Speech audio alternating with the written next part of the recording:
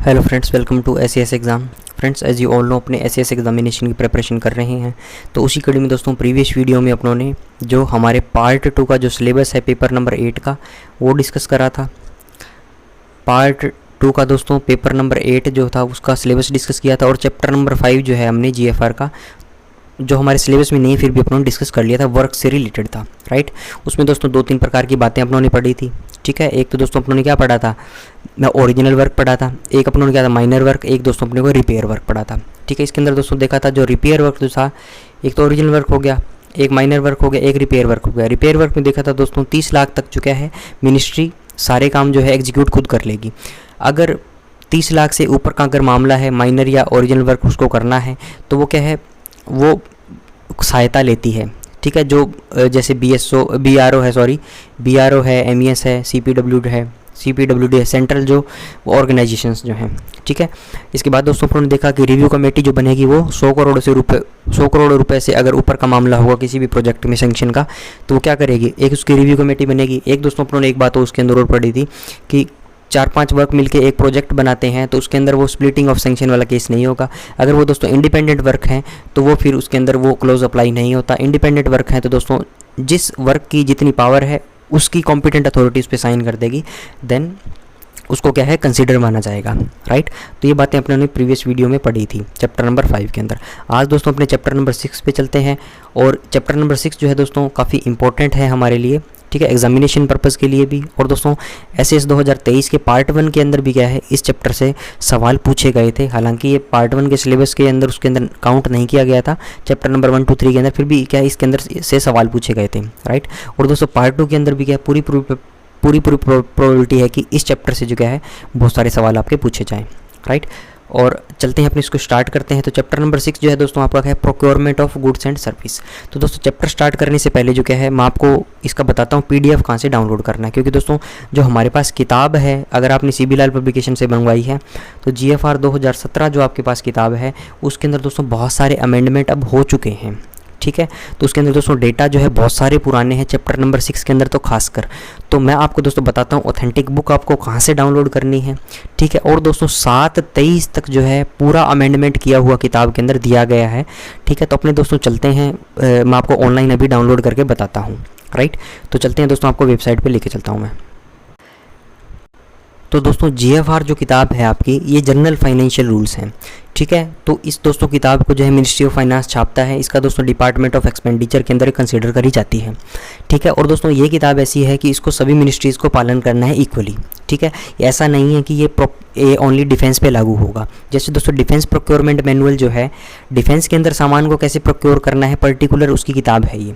ठीक है, defence acquisition procedure है दोस्तों, पर्टिकुलर डिफेंस से रिलेटेड जो है एक्विजिशन का प्रोसीजर है। ठीक है, मेनली जो कैपिटल एक्सपेंडिचर वगैरह करना है। ठीक है, डीपीएम के अंदर दोस्तों ओनली जो डिफेंस का जो प्रोक्योरमेंट मैनुअल है। राइट, लेकिन दोस्तों जो जीएफआर जो है वो जनरल फाइनेंशियल रूल्स हैं। ठीक है, जनरल फाइनेंशियल आपके क्या हैं ये रूल्स हैं, इनको सब मिनिस्ट्रीज़ को सारे सेंटर के विभाग जो हैं जितने भी मिनिस्ट्रीज हैं सबको उनको लागू करना पड़ेगा। ठीक है, तो दोस्तों ये किताब आपको कहाँ मिलेगी, सबसे पहले आपको मिनिस्ट्री ऑफ फाइनेंस टाइप करना है, फिर दोस्तों जो ऊपर आपको वेबसाइट जो मिलेगी मिनिस्ट्री ऑफ फाइनेंस की, इसके अंदर आपको जाना है। ठीक है, तो इसके अंदर दोस्तों जब आप जाओगे तो आपको मिनिस्ट्री ऑफ फाइनेंस की जो वेबसाइट है कुछ देखने को मिलेगी ऐसे। ठीक है, ये में हो गया मिनिस्ट्री ऑफ फाइनेंस, ये श्रीमती निर्मला सीतारमण जी हमारे जो है फाइनेंस मिनिस्टर। राइट, और ये दोस्तों क्या है आपके मिनिस्टर ऑफ स्टेट नीचे दिए गए हैं। और दोस्तों जो मिनिस्ट्री ऑफ फाइनेंस जो है वो सबसे बड़ी क्या है आपकी एक मंत्रालय आप बोल सकते हो। ठीक है, क्योंकि दोस्तों सारा पैसा जो है, सारा जो हिसाब किताब है जो मिनिस्ट्री ऑफ फाइनेंस से जो है पैसा निकलता है। राइट, तो बहुत बड़ी ये मिनिस्ट्री है आपकी। राइट, तो इसके अंदर दोस्तों कई सारे विभाग हैं जिनके नाम हम सुनते रहते हैं। जैसे देखिए दोस्तों सबसे पहले आपको दिया हुआ है डिपार्टमेंट ऑफ एक्सपेंडिचर, दूसरा दिया हुआ है दोस्तों डिपार्टमेंट ऑफ इकोनॉमिक अफेयर। ठीक है, तीसरा दोस्तों आपको दिया हुआ है डिपार्टमेंट ऑफ रेवेन्यू, चौथा दिया डिपार्टमेंट ऑफ फाइनेंशियल सर्विसेज, पांचवें दोस्तों department of investment and public asset management, और छठा है दोस्तों डिपार्टमेंट ऑफ पब्लिक एंटरप्राइजेस। ठीक है, मिनिस्ट्री ऑफ फाइनेंस के अंदर दोस्तों क्या है ये 6 विभाग हैं, पहला, दूसरा, तीसरा, चौथा, पाँचवा और छठा। ठीक है, पहला department of expenditure, economic affair, revenue का, और दोस्तों आपको फाइनेंशियल सर्विसेज का, ठीक है, department of investment and public asset management, public asset management, इसको दोस्तों डीपम भी बोला जाता है, DIPAM। ठीक है, एक हो गया डिपार्टमेंट ऑफ पब्लिक एंटरप्राइजेज। तो इसके अंदर दोस्तों जो क्या है आपकी GFR की जो किताब है वो डिपार्टमेंट ऑफ एक्सपेंडिचर में मिलेंगी। तो मैं अभी इस पर क्लिक करता हूँ। ठीक है, ये जो है इसमें मैं आपको क्लिक करता हूँ। ठीक है, तो ये बोल रहा है कि external site that opens in a new window. ठीक है भैया, तो हम जो क्या है DOE.gov.in पे चलते हैं। ठीक है, DOE मतलब है department of expenditure .gov.in, right. तो इस दोस्तों वेबसाइट पे अपने चलते हैं जो मिनिस्ट्री ऑफ फाइनेंस के अंदर आती है। तो ये वेबसाइट एक बार ओपन हो जाए, इंटरनेट थोड़ा सा स्लो चल रहा है। तो दोस्तों अभी क्या है, ये डिपार्टमेंट ऑफ एक्सपेंडिचर की जो क्या है वेबसाइट मैंने आपके सामने ओपन कर दी इसको, राइट। तो ये देखिए दोस्तों डिपार्टमेंट ऑफ एक्सपेंडिचर जो है आपके सामने ओपन हो गया। तो इसमें देखिए आपको जाना है इसके अंदर नोटिफिकेशंस के अंदर। ठीक है, तो आप दोस्तों जब भी इसमें नोटिफिकेशंस के अंदर जाओगे, राइट, तो इसके अंदर दोस्तों सर्कुलर OM एंड नोटिफिकेशन पे आपको क्लिक करना है। इसमें जब आप जाओगे तो दोस्तों इसके अंदर सारे जो हैं डिपार्टमेंट ऑफ एक्सपेंडिचर जो भी नोटिफिकेशन निकालता है उसकी डिटेल आ जाएगी। इसके अंदर दोस्तों आपको जाना है, इसके अंदर आपको जनरल फाइनेंशियल रूल्स कहीं लिखा होगा, देखो। ठीक है, इसमें दोस्तों कहीं ना कहीं आपको मिलेगा जनरल फाइनेंशियल रूल्स, राइट। तो ये लिखा हुआ देखिए दोस्तों। अब मैं इस पर क्लिक कर देता हूँ। तो इसके अंदर दोस्तों ये देखोगे जब आप इस पर आर्चिव पे क्लिक कर दिया तो आज तक जो क्या है सारे जो भी GFR के अंदर अमेंडमेंट हुए थे वो सारे कंसीडर किए गए हैं।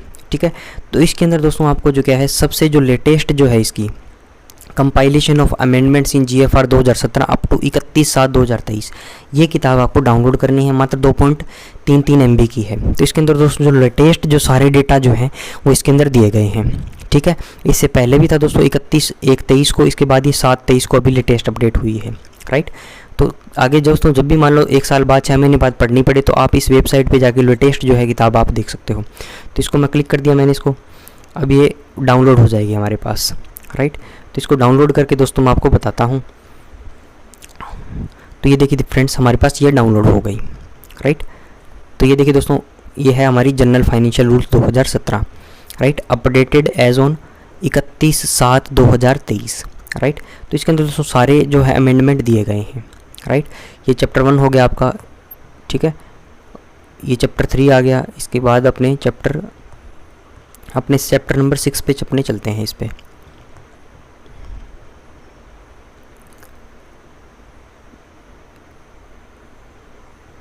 तो ये चैप्टर नंबर 5 आपके आ गया, ठीक है। अब ये देखिए फ्रेंड्स ये है procurement of goods and services, ये है आपका चैप्टर नंबर 6, राइट। तो इसमें दोस्तों इस चैप्टर के अंदर बहुत सारे अमेंडमेंट हैं। जो आपके पास किताब होगी अगर आपने CB लाल पब्लिकेशन से मंगवाई है तो उसके अंदर जो क्या है ये सारे डेटा जो इंक्लूड नहीं किए गए। ये देखिए दोस्तों बहुत सारे अमेंडमेंट इसके अंदर, ठीक है।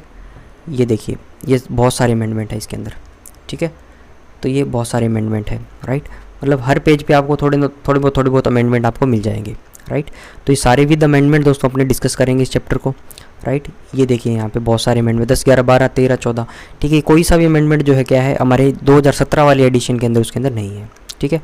हर पेज पे लगभग क्या इसमें अमेंडमेंट आए गए हैं, राइट। तो चलिए दोस्तों स्टार्ट करते हैं इस चैप्टर को। ये चैप्टर है क्या और उसको डिटेल में अपने डिस्कस करेंगे, राइट। तो ये देखिए फ्रेंड्स चैप्टर नंबर 6 जो है आपका procurement of goods and services, ठीक है। Procurement of goods and services इसका मतलब क्या है दोस्तों, गुड्स और सर्विसेज को क्या है प्रोक्योर करना है, राइट। तो परचेज दोस्तों पता है आपको क्या होगा, परचेज क्या होता है मतलब कुछ सामान खरीदना, ठीक है। प्रोक्योर भी दोस्तों क्या इसी से मिलता जुलता है। परचेज भी मतलब खरीदना, प्रोक्योर मतलब कुछ भी आपको प्रोक्योर करना। प्रोक्योर मतलब करना, क्या करना, खरीदना। और दोस्तों खरीदना भी क्या जिसमें कुछ आपके नियम कानून उसके अंदर लगे हों, राइट। तो कुछ नियम कानून के तहत आपको चीज़ें को खरीदने को क्या बोलते हैं, प्रोक्योरमेंट बोलते हैं। या तो आप इससे क्या है गुड्स ले सकते हो, ठीक है, सामान ले सकते हो, या दोस्तों आप सेवा ले सकते हो, सर्विसेज ले सकते हो, राइट।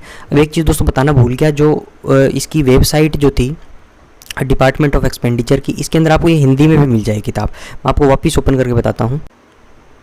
तो देखिए फ्रेंड्स अगर किसी को हिंदी में चाहिए, कोई कहता है कि भाई मुझे तो हिंदी में पढ़ना है, तो ये हिंदी में भी मिल जाएगी इसका आपको, ठीक है। ये डाउनलोड करोगे तो ये हिंदी में मिल जाएगी आपको, ठीक है। GFR 2017, right. अमेंडमेंट दोस्तों क्या है ओनली इंग्लिश में है, ठीक है। तो वो आप क्या है इंग्लिश में पढ़ सकते हो। अगर हिंदी में पढ़ना है तो आप हिंदी में भी ये किताब डाउनलोड करके पढ़ सकते हो, राइट।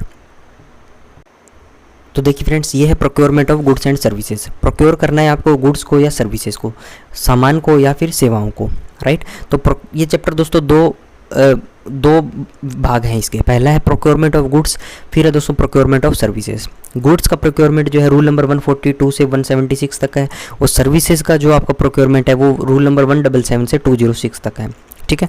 पहला दोस्तों अपने प्रोक्योरमेंट ऑफ गुड्स पढ़ेंगे, इसके बाद दोस्तों प्रोक्योरमेंट ऑफ सर्विसेज पढ़ेंगे। चलते हैं रूल नंबर 142 की ओर। तो इसके अंदर देखिए क्या दिया गया है रूल नंबर 142 के अंदर। This chapter contains the general rules applicable to all ministries और departments regarding procurement of goods required for use in the public services. इस चैप्टर के अंदर क्या है दोस्तों, जनरल रूल्स हैं, ठीक है, नियम दिए गए हैं जो क्या है एप्लीकेबल है सभी डिपार्टमेंट पे। जैसे दोस्तों बता दिया मैंने, GFR जो है ये मिनिस्ट्री ऑफ फाइनेंस का डिपार्टमेंट ऑफ एक्सपेंडिचर छापता है, ठीक है। तो ये सारी मिनिस्ट्रीज़ पे लागू होता है, जनरल फाइनेंशियल रूल्स हैं, ठीक है। तो सभी मिनिस्ट्री पे डिपार्टमेंट पे लागू होंगे। Regarding procurement of goods required for use in the public services. और नियम कानून दोस्तों किससे रिलेटेड है, प्रोक्योरमेंट से रिलेटेड है, किसके, गुड्स के, ठीक है। Required for use in the public services, जो भी पब्लिक को सेवाएं देते हो, तो आपके ऑफिस के अंदर आपको जो इंफ्रास्ट्रक्चर चाहिए, ठीक है, जो भी आपको सामान चाहिए वो क्या है, आप इन नियमों के तहत आपको परचेज करना पड़ेगा, ठीक है। Detailed instructions relating to procurement of goods may be issued by the procuring department broadly in conformity with the general rules contained in this chapter। अब जैसे दोस्तों DPM है, डिफेंस प्रोक्योरमेंट मैनुअल है, ठीक है। डिफेंस को सामान खरीदना होगा तो वो क्या है अपने इससे खरीदेगा प्रोक्योरमेंट मैनुअल से, लेकिन दोस्तों उसको GFR के नियम भी नहीं तोड़ने हैं, इनकी भी पालना उसको करनी है, ठीक है। डिटेल्ड इंस्ट्रक्शंस जो हैं प्रोक्योरमेंट के गुड्स के may be issued with the procuring departments, ठीक है। डिटेल्ड इंस्ट्रक्शंस जो प्रोक्योरिंग डिपार्टमेंट है उसके मैनुअल्स में होंगे, लेकिन वो जो मैनुअल है इस चीज़ को जनरल फाइनेंशियल रूल जो है इसको ध्यान में रखते हुए वो रूल बनाए जाएंगे और इस GFR का भी उसको पालन करना पड़ेगा, ठीक है, भले ही अपने मैनुअल के हिसाब से वो सामान खरीदे, ठीक है। इजी बातें हैं, पहले इसमें बता दिया, क्या बता दिया कि जनरल रूल्स हैं जो सभी मिनिस्ट्री डिपार्टमेंट पे लागू होंगे, प्रोक्योरमेंट ऑफ गुड्स के लिए है, ठीक है, जो पब्लिक सर्विस के अंदर गुड्स यूज़ आएंगे। डिटेल इंस्ट्रक्शन जो है प्रोक्योरमेंट ऑफ गुड्स की वो प्रोक्योरिंग डिपार्टमेंट के मैनुअल्स में होंगी, वो कंफर्म करेगी conformity with the general rules content in this chapter, जो इस चैप्टर के अंदर क्या है रूल्स दिए गए हैं उससे कंफर्म करेगी, ठीक है। आगे चलते हैं दोस्तों रूल नंबर 143 पे, ये इंपॉर्टेंट है और यहाँ से दोस्तों सवाल पूछे जाने की प्रोबेबिलिटी भी है। डेफिनेशन ऑफ गुड, गुड की डेफिनेशन में क्या क्या आता है, ठीक है। दोस्तों गुड की डेफिनेशन में बहुत कुछ आता है, लेकिन कुछ नहीं आता, वो चीज़ अगर आप याद रख लोगे तो आपको जो आता है वो याद नहीं रखना पड़ेगा, ठीक है। तो गुड की डेफिनेशन में क्या आता है दोस्तों, टर्म गुड्स इंक्लूड सारे article, material, commodity, live stock, furniture, fixture, raw material, spares, instruments, machinery, equipment, industrial plant, vehicles, aircraft, ship, medicines, railway, rolling stock, assemblies, sub assemblies, accessory, group of machineries comprising of an integrated production process और such other categories of goods और intangible products like software. Intangible मतलब जिसको अपने छू नहीं सकते, ठीक है, जैसे सॉफ्टवेयर भी क्या गया गुड्स के अंदर काउंट कर लिया। टेक्नोलॉजी ट्रांसफ़र हो, कोई लाइसेंसेस हो, कोई पेटेंट हो, या कोई अदर इंटेलेक्चुअली प्रॉपर्टीज़ आप परचेज करो, ठीक है, बौद्धिक संपदा कुछ परचेज करो, otherwise acquired for the use of government, ठीक है। तो ये सारे दोस्तों क्या गुड्स के अंदर आते हैं, मतलब लगभग सारी चीज़ें इसने ले ली। एक्सक्लूड दोस्तों क्या किया है, किताबों को, बुक्स को, पब्लिकेशन को और पीरियोडिकल्स को, ये 3 शब्द आप याद रख लो, ठीक है। इसको याद रखने की दोस्तों एक ट्रिक भी आपको बता देता हूँ मैं, बुक्स, पीरियोडिकल और पब्लिकेशंस, ठीक है। तो इसको आप ऐसे याद रख लो, BPP जो है आपका बुक्स, पब्लिकेशन और पीरियोडिकल्स जो है 2-3 बार बोलोगे तो याद हो जाएगा। लाइब्रेरी के लिए दोस्तों, फॉर ए लाइब्रेरी के लिए BPP, लाइब्रेरी में क्या क्या आएगा, बुक्स, पब्लिकेशन और पीरियोडिकल्स जो आएंगे वो गुड्स के अंदर नहीं आते, बाकी सब जो क्या है गुड्स के अंदर आता है, ठीक है। आगे चलते हैं दोस्तों, इसमें क्या बोला गया, the term goods also include works and services. Goods के अंदर दोस्तों क्या है, वर्क्स और सर्विसेज भी आती है, विच आर इंसिडेंटल और consequential to supply of such goods. Goods के अंदर दोस्तों क्या है, वर्क्स या कुछ हुआ हो, वर्क्स हुआ हो या कोई सर्विसेज प्रोवाइड की गई हो जो दोस्तों सप्लाई करते टाइम उस गुड्स के यूज़ आई हो, जैसे कि ट्रांसपोर्टेशन, या दोस्तों कोई भी इंश्योरेंस हुआ हो, या कोई इंस्टॉलेशन हुई हो, या दोस्तों कमीशनिंग हुई हो, या ट्रेनिंग या कोई मेंटेनेंस का काम हुआ हो, तो वो सारा भी गुड्स के अंदर कंसीडर किया जाएगा, ठीक है। मोटा मोटा दोस्तों आप याद ही कर लो इसको, क्या नहीं काउंट होगा वो है आपका BPP फॉर अ लाइब्रेरी, बाकी सब जो क्या गुड्स के अंदर आएगा। अगर ये पूछ ले कि अगर ये लाइन दे के सवाल पूछ ले तो ये भी आपको याद करनी पड़ेगी कि अगर कोई वर्क्स और सर्विसेज है वो सप्लाई करने के टाइम गुड्स के, ठीक है, अगर ट्रांसपोर्टेशन वगैरह है तो वो भी गुड्स के अंदर काउंट होगा। ठीक है, अगला चलते हैं दोस्तों रूल नंबर 144 पे, फंडामेंटल प्रिंसिपल्स और पब्लिक बाइंग। कुछ दोस्तों फंडामेंटल प्रिंसिपल्स हैं, कुछ मूल जो कि नियम हैं पब्लिक बाइंग पे, कुछ भी आप प्रोक्योरमेंट करते हो, ठीक है, for all procurements including procurement of works. ठीक है, सारे प्रोक्योरमेंट्स, गुड्स का प्रोक्योरमेंट हो या दोस्तों भले ही वर्क्स आप कुछ करवाओ, ठीक है, तो कुछ क्या है इसके अंदर प्रिंसिपल दिए गए हैं। तो वो कौन कौन से प्रिंसिपल है, पहला देखते हैं अपने, every authority delegated with the financial powers of procuring goods in public interest. सारी जो अथॉरिटी है दोस्तों उनको कुछ फाइनेंशियल पावर दी गई हैं, ठीक है, गुड्स को प्रोक्योर करने के लिए, right, in public interest shall have the responsibility and accountability to bring efficiency, economy and transparency in matters relating to public procurement. तो अब इसको यहाँ से पढ़ो, every authority shall have the responsibility, सारी जो अथॉरिटी है जिनके पास फाइनेंशियल पावर है प्रोक्योर करने के लिए, ठीक है, गुड्स को, उनको कुछ जिम्मेदारी दी गई है, राइट, और दोस्तों उनकी अकाउंटेबिलिटी भी है, राइट, जिम्मेदारी उनको दी गई है, उनकी अकाउंटेबिलिटी है कि क्या करे वो एफिशिएंसी लाए, इकोनॉमी लाए और ट्रांसपेरेंसी लाए जब भी वो पब्लिक प्रोक्योरमेंट करती है। ठीक है, जब भी दोस्तों वो सामान परचेज करती है तो एफिशिएंसी, इकोनॉमी एंड ट्रांसपेरेंसी। ठीक है, इकोनॉमी मतलब क्या है दोस्तों, सस्ता सामान लेना है, ज़्यादा महंगा नहीं लेना, लेकिन क्वालिटी से भी आपको क्या है दोस्तों कॉम्प्रोमाइज़ नहीं करना है, एफिशिएंट होना चाहिए वो सामान। आप मान लो AC परचेज किया आपने, ठीक है, आपका दोस्तों कमरे का साइज़ जो था बड़ा था, लेकिन आपने उसमें 1 टन का AC परचेज कर लिया, आपने दोस्तों 30-40 हज़ार रुपये भी लगा दिए, आपका पर्पज़ भी सॉल्व नहीं हुआ, सस्ता तो है लेकिन वो एफिशिएंट नहीं है। ठीक है, ट्रांसपेरेंसी, जो भी दोस्तों आप सामान परचेज करते हो वो ट्रांसपेरेंट तरीके से होना चाहिए। कैनन्स ऑफ फाइनेंशियल प्रॉपर्टी अपनों ने पढ़ा है, ठीक है, स्टैंडर्ड ऑफ फाइनेंशियल प्रॉपर्टी उसको बोल दो, तो वो सारी चीज़ों का भी ध्यान रखना है। अगला ये बोल रहा है कि for fair and equitable treatment of supplies and promote of competition in the public procurement. और दोस्तों उनको क्या करना है, fair and equitable treatment of supplier. ठीक है, कि उनको जो भी सप्लाई आएगी, सप्लायर्स आएगा, ठीक है, उनको दोस्तों इक्वली ट्रीट करना है उनको, राइट, उनको क्या है दोस्तों इक्वल ट्रीटमेंट देना है सभी सप्लायर्स को। और मार्केट के अंदर क्या है दोस्तों कंपटीशन होना चाहिए जब भी वो पब्लिक प्रोक्योरमेंट करती हो। ऐसा नहीं है एक ही सेलर है और वो क्या है उसी से परचेज कर ले सामान, कम से कम 2-3 सेलर के पास जाए, सामान पता करे, फिर उसको परचेज करे, राइट। तो ये चीज़ हो गई। अभी दोस्तों क्या ई प्रोक्योरमेंट प्रोसेस चलता है, ठीक है। पहले क्या होता था दोस्तों, आपको जो क्या है बाज़ार में जाके मार्केट सर्वे करना पड़ता था, कोटेशंस लानी पड़ती थी, ठीक है। तो दोस्तों कागज़ पे मान लो मुझे AC खरीदना है, ठीक है, 2-3 कंपनी मान लो, कोई सी भी डाइकन का मान लो, या दोस्तों मिताशी का, मित्सुबिशी का, राइट, सैमसंग का, LG का, कोई सा भी AC आप मान लो, राइट। इसके बाद दोस्तों क्या है, आपको AC परचेज करना है तो आप बाज़ार में जाते थे, मार्केट सर्वे करते थे, फिर आप दोस्तों क्या है डाइकन का या मिताशी का या LG का या सैमसंग का, चारों की कोटेशन ले आते थे। फिर आपको जो आपकी स्पेसिफिकेशन मैच होती थी, फिर जो आपको L1 मिलता था उसको आप क्या करते थे, वो कॉन्ट्रैक्ट देते थे, वो प्रोक्योरमेंट करने के लिए आप उसको इंडेंट प्लेस करते थे, जो भी आपको करना होता था, राइट। अभी दोस्तों क्या ई प्रोक्योरमेंट है और सारी जो प्रोक्योरमेंट है आपको जैम के थ्रू करनी है, ठीक। गवर्नमेंट ई मार्केट प्लेस एक वेबसाइट है, ठीक है। इसके अंदर दोस्तों क्या आपको सारा सामान जो है इससे प्रोक्योर करना है, जो भी आपको गुड्स या कोई भी सर्विसेज चाहिए सबका दोस्तों क्या है आपको जैम के थ्रू ही आपको करना पड़ेगा। रूल नंबर 149 में शायद ये बताया गया, मैंडेटरी किया गया है, जो भी अपने आगे पढ़ेंगे, राइट। अगला चलते हैं दोस्तों, क्या बोला गया 144 के अंदर कुछ बातें बताई गई है, कुछ यार्ड स्टिक्स दिए गए हैं। The procedure to be followed in making public procurement must conform to the following yardstick, ठीक है। तो कुछ दोस्तों आपको मापदंड जो है पालन करने पड़ते हैं। यार्ड स्टिक मतलब मापदंड। कुछ the procedure to be followed in making public procurement must conform to the following yardstick. जब भी आप दोस्तों पब्लिक प्रोक्योरमेंट करते हो, ठीक है, तो उसको दोस्तों जो भी प्रोसीजर आप फॉलो करते हो तो उसके अंदर कुछ चीज़ों का ध्यान रखना है। तो पहला है procurement should be objective, functional, generic and measurable and specify technical, qualitative and performance characteristics. जो भी दोस्तों आप प्रोक्योरमेंट करो तो उसका ऑब्जेक्टिव जो है क्या क्या फंक्शन करेगा, वो जेनेरिक, मेजरेबल, स्पेसिफाई, मतलब कुल मिला के दोस्तों उसके जो भी स्पेसिफिकेशंस जो हैं वो सारी चीज़ें आपको पता होनी चाहिए, राइट।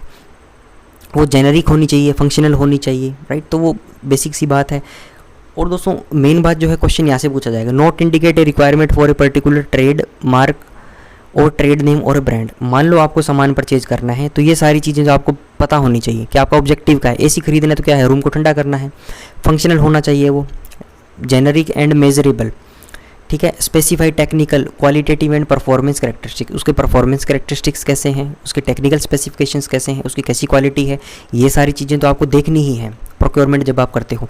लेकिन दोस्तों आपको ब्रांड का नेम ऐसा नहीं बताना है कि मुझे सैमसंग का, एलजी का या डाइकन का, ठीक है, मुझे किस चीज़ का परचेज, कौन सा परचेज करना है, ठीक है, लिलॉयड का, राइट। वो कंपनी का नाम, ब्रांड का नाम जो है आपको नहीं बताना है जब भी आप प्रोक्योर करते हो, राइट। तो ये चीज़ आपको ध्यान रखनी है। अगला है दोस्तों, the specifications in terms of quality, type etcetera should be clearly spelled keeping in view the specific needs of the procuring organisations. जो भी दोस्तों स्पेसिफिकेशंस है क्वालिटी के टर्म में, कौन किस टाइप का आपको लेने हैं, वो क्लियरली स्पेल्ड होनी चाहिए, ठीक है। Keeping in view specific needs of the procuring organisation, जो भी ऑर्गेनाइजेशन उसको परचेज कर रही है तो उसकी क्या क्या नीड्स हैं, ठीक है, उसके हिसाब से आपको परचेज करना चाहिए। बेसिक नीड दोस्तों फुलफिल होनी चाहिए, एक पॉइंट इसके अंदर हो दिया गया है। अनवारंटेड एक्सपेंडिचर जो क्या है वो नहीं होना चाहिए, राइट। बेसिक नीड जो है दोस्तों आपकी फुलफिल हो जाए। मान लो आपका रूम है, ठीक है, कि 4x6 का रूम है, राइट। इसमें 1 टन के एसी से काम चल जाएगा, तो ऐसा नहीं है आप इसमें 1.5 टन का एसी लगा दो, 10,000 रुपये एक्स्ट्रा एक्सपेंडिचर कर दो, राइट। वो दोस्तों स्टेट को लॉस है। तो वही बात बोलती है इसके अंदर कि अनवारंटेड एक्सपेंडिचर नहीं होना चाहिए। बाकी दोस्तों पॉइंट नंबर 3, 4 से लेकर 9 तक जो है वो मैं आपको पीडीएफ में ही पढ़ के बताता हूँ। अभी दोस्तों जो क्या है पढ़ाई का तरीका जो है, मैं आपको कुछ हिस्सा जो क्या है अपने जो नोट्स मेंटेन करेंगे उसमें से, बाकी हिस्सा जो क्या है अपने पीडीएफ से पढ़ेंगे, ताकि दोस्तों क्या जल्दी सिलेबस पूरा हो जाए। क्योंकि पार्ट 2 का सिलेबस बहुत बड़ा है। अगर हम हर चीज़ लिख लिख के मैं आपको बताऊँगा, जैसे पार्ट 1 में अपन ने करी थी, क्योंकि दोस्तों पार्ट 1 जो क्या महत्वपूर्ण कड़ी है, अगर पार्ट 1 ही पास नहीं होगा तो पार्ट 2 में आप जाओगे कैसे। तो उसमें दोस्तों ज़रूरत थी, और सारे पेपर जो क्या है एमसीक्यू थे, ठीक है, और सिलेबस ठीक ठाक था, इतना बड़ा नहीं था जितना पार्ट 2 का है, राइट। तो इसलिए हमें जो क्या है इसको कुछ मैं आपको नोट्स बताऊंगा, जहाँ पे चीज़ें समझनी होगी उसको अपने ऐसे लिख के करेंगे। बाकी चीज़ें दोस्तों मैं डायरेक्ट आपको पीडीएफ से भी रीड करवाऊंगा, राइट। तो तीसरा, चौथा से लेके 10वें पॉइंट तक जो क्या अपने पीडीएफ से रीड करते हैं। तो ये देखिए फ्रेंड्स, अपने रूल नंबर 144 पढ़ रहे थे, ठीक है, fundamental principle of public buying. कुछ फंडामेंटल प्रिंसिपल दिए गए हैं, पहला अपनों ने देख लिया, ठीक है, और फिर दोस्तों क्या है अपनों ने दूसरा भी देख लिया, सेकंड तक अपनों ने देख लिया, राइट। तीसरा अपनों ने नहीं देखा था, ठीक है। तो ये दोस्तों अपनों ने फर्स्ट देख लिया इसका, और फिर अपनों ने सेकंड देख लिया, राइट।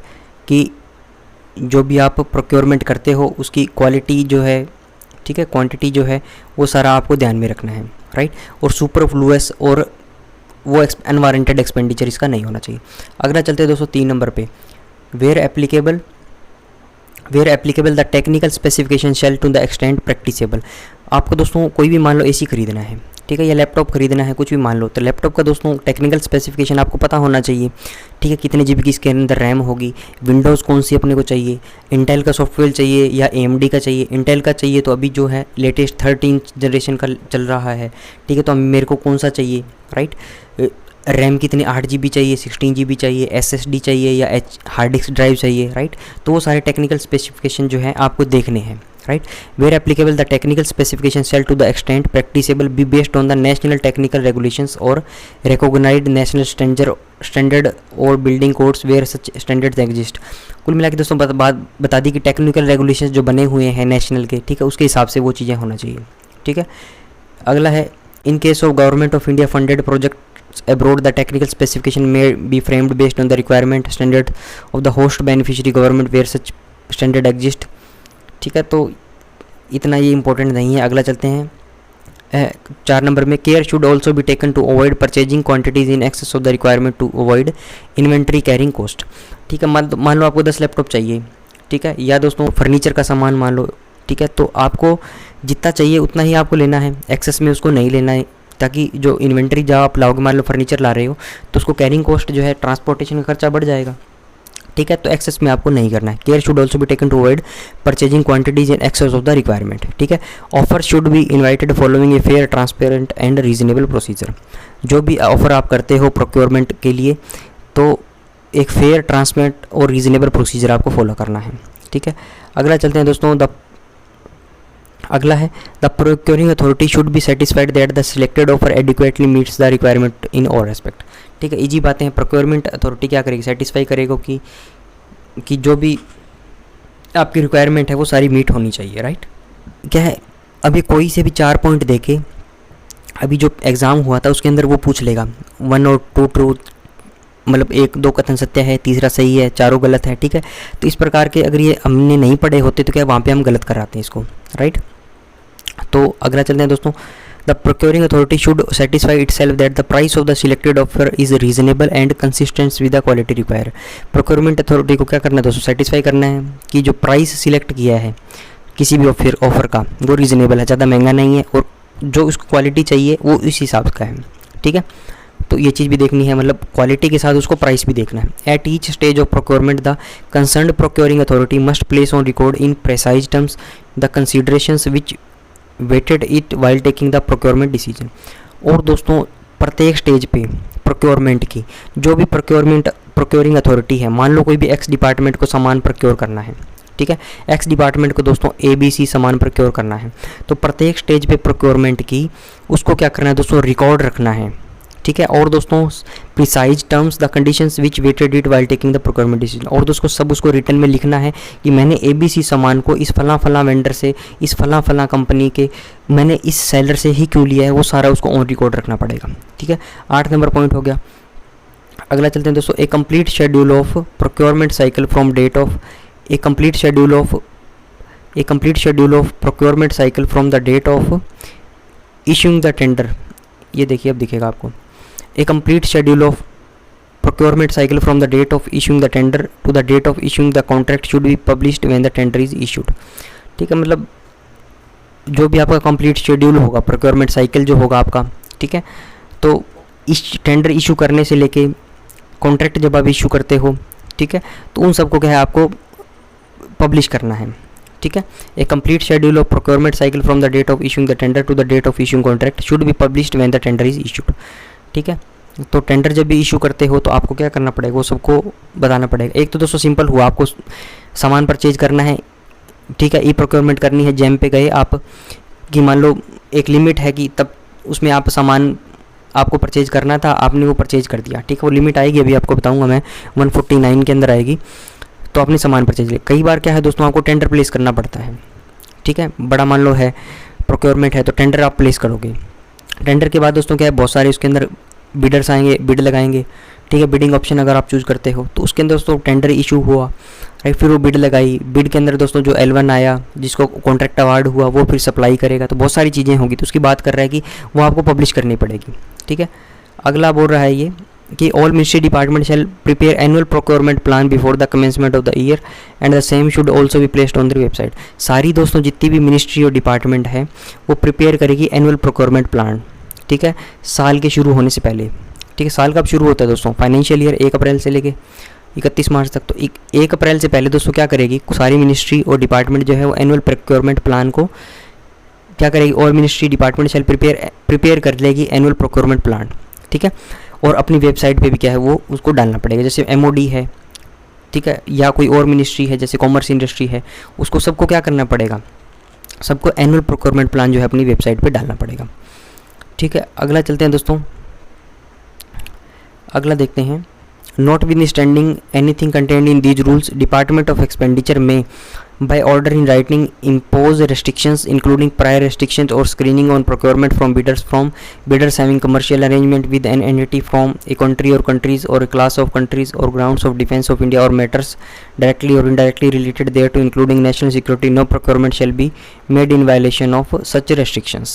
ठीक है, तो मतलब जो डिपार्टमेंट ऑफ एक्सपेंडिचर है वो क्या कर सकता है, राइटिंग में ऑर्डर दे के रेस्ट्रिक्शंस लगा सकता है। ठीक है, किसके ऊपर, रजिस्ट्रेशन पे या स्क्रीनिंग पे या प्रोक्योरमेंट पे। ठीक है, बिडर्स हैविंग कमर्शियल अरेंजमेंट, मतलब डिपार्टमेंट ऑफ एक्सपेंडिचर जो इसको पावर दी गई है वो क्या कर सकता है, वो रेस्ट्रिक्शंस लगा सकता है। राइट, तो दोस्तों इसके अंदर क्या बोला गया है, जो डिपार्टमेंट ऑफ एक्सपेंडिचर जो है वो राइटिंग के अंदर ऑर्डर देके रेस्ट्रिक्शंस लगा सकता है। ठीक है, अगर दोस्तों डिफेंस का मामला हो जाए, ठीक है, ground of defence of India, या मैटर जो है डायरेक्टली इनडायरेक्टली रिलेट करता हो नेशनल सिक्योरिटी से, ठीक है, तो उन प्रोक्योरमेंट पे क्या है दोस्तों, वो रेस्ट्रिक्शंस लगा सकते हैं। No procurement shall be made in violation of such restriction, ठीक है। तो अगर कैसे कोई रेस्ट्रिक्शन लगे हैं, सवाल पूछेगा तो दोस्तों ऐसे पूछेगा कि कौन सा डिपार्टमेंट इसको लगा सकता है। किताब दोस्तों डिपार्टमेंट ऑफ एक्सपेंडिचर ने लिखी है, तो उसी को पावर भी दी गई है, ठीक है। तो ये हुआ दोस्तों आपका रूल नंबर 144 तक, राइट। यहाँ से दोस्तों स्टार्ट किया था अपनों ने, पहला यहाँ से स्टार्ट किया था 142 143 144 तक अपनों ने आज कंप्लीट कर लिया, राइट। आगे दोस्तों 145 146 147 और 148 149, राइट। तो ये दोस्तों क्या इंपॉर्टेंट पैरा है 149 जो है आपका, राइट। तो ये अपने जो है नेक्स्ट वीडियो के अंदर इसको डिस्कस करेंगे। और दोस्तों आपको बताऊंगा इसके अंदर जो DGSND जो थी पहले, राइट, तो आज अपने थोड़ा डिस्कस कर ही लेते हैं 5 मिनट, इसको भी बता देता हूँ आपको। कल दोस्तों इसको वापस से अपने चर्चा करेंगे। तो फ्रेंड्स जो हमारा हमने रूल नंबर 144 तक पढ़ लिया था, ठीक है, और ये 10 पॉइंट तक जो क्या है हमने PDF से पढ़ लिया है अभी, राइट। तो अब दोस्तों 145 146 जो है नेक्स्ट वीडियो में पढ़ेंगे, लेकिन मैं आपको एक बेसिक आइडिया थोड़ा दे देता हूँ। जो हमारी किताब के अंदर जो है DGSND एक संस्था दी गई है, ठीक है, इस चैप्टर के अंदर, लेकिन दोस्तों वो क्या है, उसको रिप्लेस कर दिया है JAM के द्वारा, ठीक है। पहले दोस्तों की जो क्या है, ये DGSND जो थी इसको ये प्रोक्योर करके देती थी सामान, राइट। तो इसको कुछ भी पावर थी, मतलब इसका इंटरफेयर था कुल मिला के प्रोक्योरमेंट करने के लिए, ठीक है। तो ये ministry of commerce and industry के अंदर थी DGSND, राइट। इसको दोस्तों रिप्लेस किसने कर दिया, JAM ने। JAM एक प्लेटफॉर्म है जिसको दोस्तों ऑन कौन करता है, JAM SPV, ठीक है। इसको ऑन कौन करता है दोस्तों, JAM SPV, special purpose vehicle, SPV की फुल फॉर्म, इसकी फुल फॉर्म भी पूछी जा सकती है, ठीक है। ये दोस्तों क्या है, JAM SPV 100% government owned non profit company है। ये भी दोस्तों क्या ministry of commerce and industry के अंदर आती है JAM SPV में, ठीक है। ये दोस्तों DGSND जो था under department of commerce and industry has started pilot government e market place. इसी ने दोस्तों क्या है, DGSND ने ही पायलट प्रोजेक्ट स्टार्ट किया था JAM का, ठीक है। और टेक्निकल सपोर्ट किसकी ली थी, ministry of electronics and information technology, जिसको MEITY बोलते हैं, ठीक है। तो अब दोस्तों DGSND का काम खत्म होके ओनली JAM का बचा है। तो इस किताब के अंदर दोस्तों जहाँ पे भी DGSND था वो सारा अपडेट करके क्या है इन्होंने उन सबको दोस्तों क्या है अपडेट करके इन्होंने सब कर दिया JAM, राइट। तो ये सारी चीज़ें दोस्तों अपने नेक्स्ट वीडियो के अंदर अपने डिस्कस करेंगे, राइट। तो इसके अंदर दोस्तों एक अमेंडमेंट आया हुआ था, उसके अंदर मैं सारे आपको अमेंडमेंट बताऊंगा, ठीक है। 2/4/2019 को आया था, राइट। तो इसके अंदर बहुत सारे नियम जो है इन्होंने अपडेट कर दिए थे। तो ये अपने नेक्स्ट वीडियो के अंदर अपने डिस्कस करेंगे, राइट। तो आज का वीडियो दोस्तों यहीं पे रैप करता हूँ। वीडियो को लाइक करें, राइट। PDF चाहिए तो दोस्तों PDF SAS एग्ज़ाम आप ज्वाइन कर सकते हो टेलीग्राम पे, ये लिखोगे तो आपको मिल जाएगा PDF SAS एग्ज़ाम, राइट। नहीं मिले तो आप बता देना, मैं कमेंट सेक्शन में I will provide you the link. तो आज का वीडियो दोस्तों यहीं पर करता हूँ। चैप्टर नंबर 6 अपनों ने हल्का फुल्का देखा है। नेक्स्ट वीडियो से दोस्तों फुल फ्लैश जो है अपने चैप्टर 1 को बारे में बातें करेंगे अपने, और इसको बहुत अच्छे से पढ़ेंगे। तो आज का वीडियो दोस्तों यहीं पर करता हूँ। वीडियो को लाइक करें, कमेंट दोस्तों जरूर से करें, दोस्तों के साथ शेयर करें ताकि मेरा मोटिवेशन बना रहे। Thanks for watching, have a nice day.